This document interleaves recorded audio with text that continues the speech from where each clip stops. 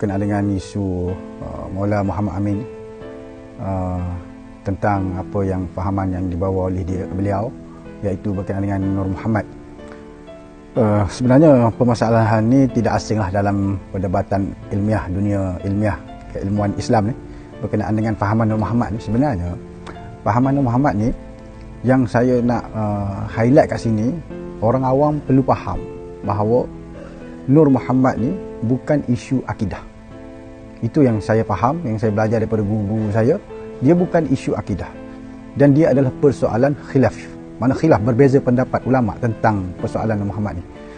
Baik, yang pertama, maknanya dia bukan isu akidah. Maksudnya bagi orang yang dia, ini antara yang saya ambil, saya faham daripada pengajian saya dengan almarhum guru saya, arwah Baba Aziz Fatani, dan juga saya pernah bincang, tanya persoalan ni pada guru saya Habib Muzir bin Fuad Al-Musawwa yang telah meninggal. Jadi mengikut yang kita faham, dipahamkan oleh masyayikh kita, benda ni bukan persoalan akidah. Maksudnya kalau orang tu percaya, okey, dia percaya. Kalau dia tak percaya, maksudnya tidak merosakkan akidah dia. Dia tidak dimasukkan dalam perkara akidah yang perlu diyakini. Maksudnya kalau seorang yang beriman itu dia tawakuf dalam isu ni, tak nak ambil tahu, sebab isu ni isu yang mengelirukan, dia tak nak ambil tahu, okey, dah selesai, tak ada merosakkan akidah dia pun, tak ada. Okey, bagi orang yang nak ambil tahu, nak nak faham dengan benda ni, itu perlu hati-hati. Sebab ada juga yang dipahami secara salah oleh golongan sufi batiniah yang salah, yang sesat. Kalau kita tengok dalam banyak perkara pegangan aliran ni ada. Contoh dalam bidang tasawuf lah. Dalam bidang tasawuf ada tasawuf yang hak, ada yang batil. Ajaran kita agama Islam pun ada yang hak, ada yang faham dengan cara batil. Jadi bagi orang yang nak memahami isu Nur Muhammad ni, perlu dia hati-hati, perlu belajar daripada guru-guru yang sahih, dan perlu tahu permasalahan sebenar. Jangan kita tersalah ikut fahaman yang salah pula. Baik, apa yang saya faham daripada penjelasan para guru kita, Nur Muhammad ini ia berpunca daripada hadis yang diriwayatkan oleh Sayyidina Jabir radhiyallahu anhu, yang meriwayatkan tentang beliau bertanya kepada Rasulullah, apakah yang pertama sekali dicipta oleh Allah Subhanahu Wa Taala. Baik, bila bercakap tentang penciptaan pertama ni, ada hadis yang mengatakan pena, ada hadis yang mengatakan qalam, ada hadis yang mengatakan akal.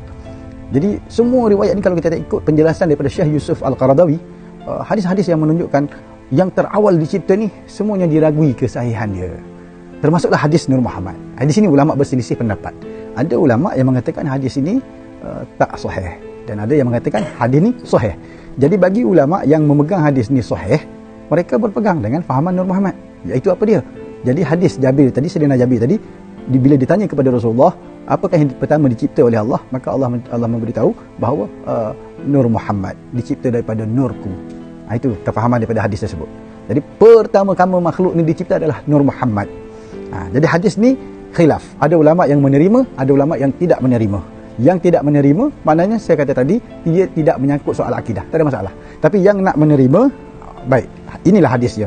Hadis ini dikeluarkan oleh Imam Ar-Razzaq, cuma dipertikaikan kesahihan dia tadi, tidak sampai darjat sahih. Tapi menurut saya secara peribadi, saya terima hadis ni daripada guru saya, kepada guru saya, semuanya mengatakan hadis ini adalah sahih. Hadis ini mengatakan sahih, cuma tidak dibukukan. Ini mana kita pengajian kita bertalaki bersanad dengan para guru, mereka itu mengaji dengan guru mereka sampailah pada Rasulullah. Dan walaupun tidak ada dibukukan, maknanya kita terima riwayat tadi daripada lisan ke lisan, dan mengikut saya belajar daripada beberapa orang guru saya yang saya sebut tadi, antaranya Habib Muzir, yang beliau berguru kepada Habib Umar sendiri, dan pada Baba Abdul Aziz, beliau berguru dengan Syed Muhammad Alawi Maliki, lama di Mekah, dan beliau ni daripada guru kita ini mengatakan hadis ni sahih. Jadi balik pada persoalan yang saya katakan tadi, kalau kita kata kita ragu tentang riwayat hadis ini, kita boleh tawakuf, dia tidak merosakkan akidah kita. Tapi kalau kita kata kita terima hadis ni, tak ada masalah pun. Dia berkaitan dengan apa yang makhluk pertama yang diciptakan oleh Allah. Dan balik pada saya kata tadi, hadis-hadis yang menunjukkan apakah makhluk pertama dicipta ni banyak. Ada kata kalam, adalah hadis tu banyak pertentangan. Dan kalau mengikut Syekh Yusuf Al-Qaradawi, satu hadis pun tidak ada yang sampai darjat sahih. Maknanya kalau orang yang berpegang kepada kepercayaan Nur Muhammad, tak ada masalah berdasarkan hadis itu tadi.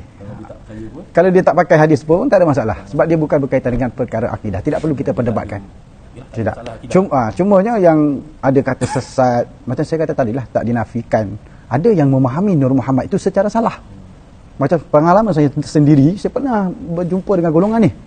Mereka mengatakan bahawa yang zahir ini Muhammad, yang batin di dalam itu Allah. Itu Masya Allah, itu sesat.